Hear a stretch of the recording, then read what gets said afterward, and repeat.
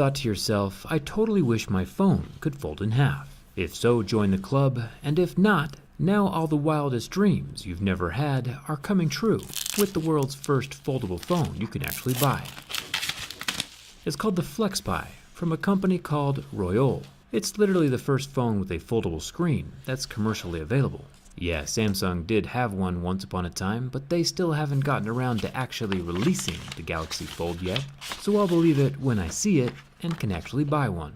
Inside the box is whatever this is, and here is the FlexPai, with some instructions on how to fold and unfold the phone written on the outer covering. Honestly, I think it looks pretty cool. It feels solid and heavy. I held one of these for the first time at CES this year, but obviously since that was a demo unit and not my own personal device, I wasn't going to try to see what happens when it's bent both directions. Today though, this one here is all mine, and there's no one here to stop us. Let's get started.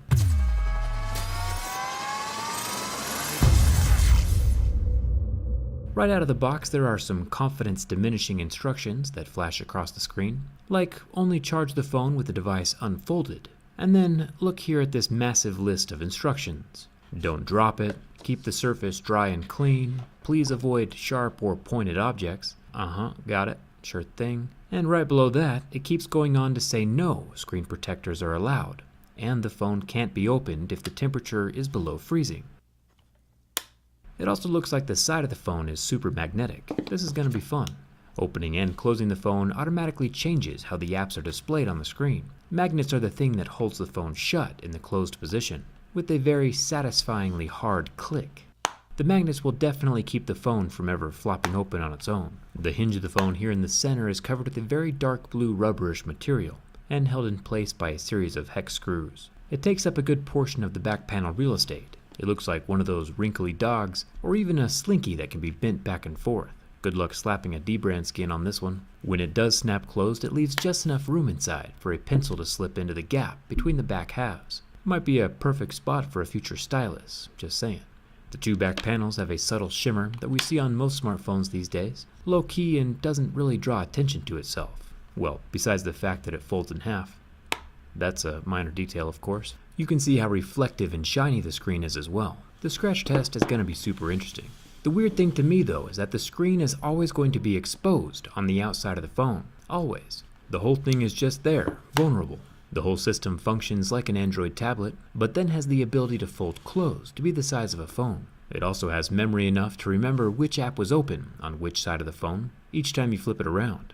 It also has a little center options bar in the fold of the phone. Honestly, it looks pretty slick. Yeah, the thing is a bit thick, but if it's durable, I could totally see myself using one of these. Trying to think of logical reasons of why I would ever actually need a foldable phone though, it would probably mostly be just watching movies and YouTube, since you know I spend a lot of time on YouTube.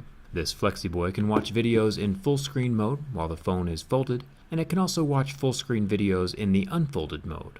Honestly, pretty darn cool. A company called Asurion did a study one time and found that people check their phones on average about 80 times a day, and judging by the amount of people I see texting and driving, I believe that number. Royole says on their website that this phone is good for over 200,000 folds, so if we're unfolding this FlexPai 80 times a day, under perfect conditions of course, this phone would last almost 7 whole years. That's pretty fantastic, considering that the Galaxy Fold lasted about 7 whole days. Remember, this thing is available to buy right now for a cool $1,300. Let's see what we get for that. Inside the box we get a SIM card removal tool and a microfiber cloth, some USB-C braided headphones, and a USB-C power cable, and a branded power brick. There's no case or screen protectors inside the box. That's interesting.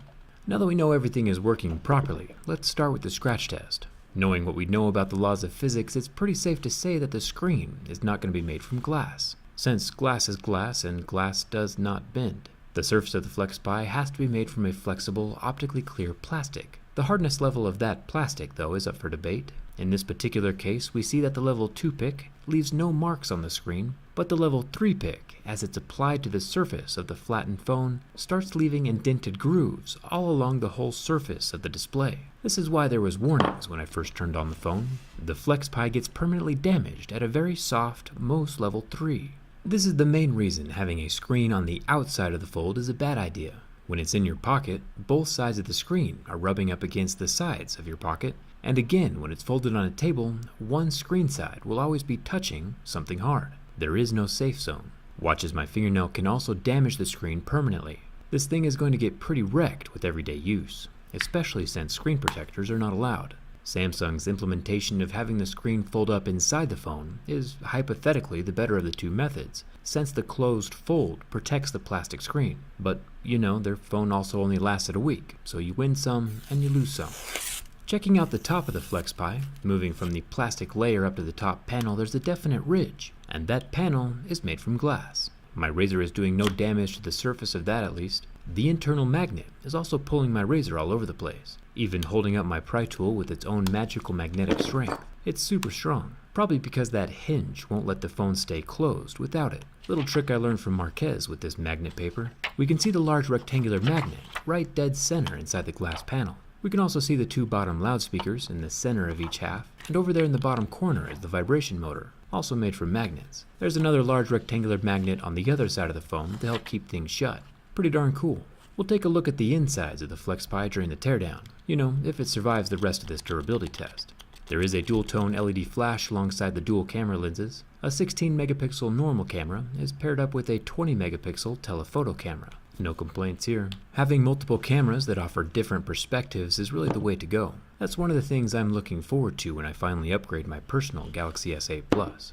With so many sides to analyze, and this might take a minute, the bottom right quadrant has a loudspeaker grill. The bottom has the power button, volume up button, fingerprint scanner, and the volume down button, in that exact order. The fingerprint scanner chilling here in the middle is in a weird spot, but I'm not judging.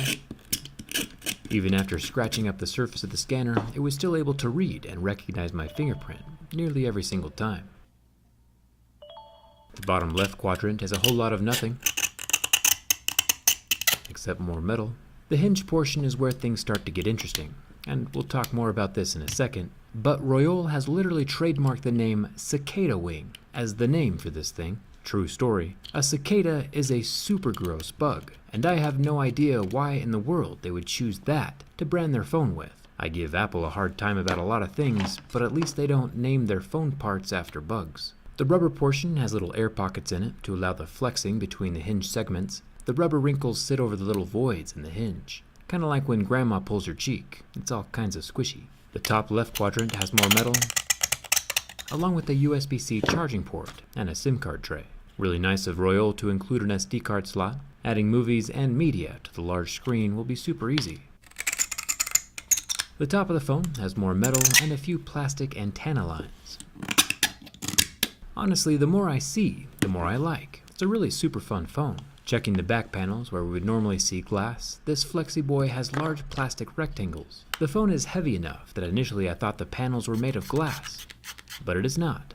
My razor blade's making short work of the surface, which is actually really good news for us, because now I get to tell you more about this vile little cicada bug that Royole is so proudly naming their phone after.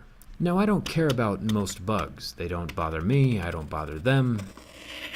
But cicadas are in a realm all of their own. These cousins of crickets swarm out of the ground every 13 years. Then they shed their crunchy potato chip skin like a snake, grow wings on either side of their body, and then cicadas make an incredibly loud incessant noise by vibrating membranes on their abdomen. That's more annoying than any sound I've ever made. Then the cicadas go lay their eggs in tree branches, which kills the branch, making it fall to the ground, where the baby bugs can crawl out into the ground and wait for another 13 years before they can pop out and start the whole process all over again. This is a true story. The cicada wings are slightly separated from one another, like the folds of this phone, so I can kinda see why they're named after each other, but still, gross. The bugs should be burned.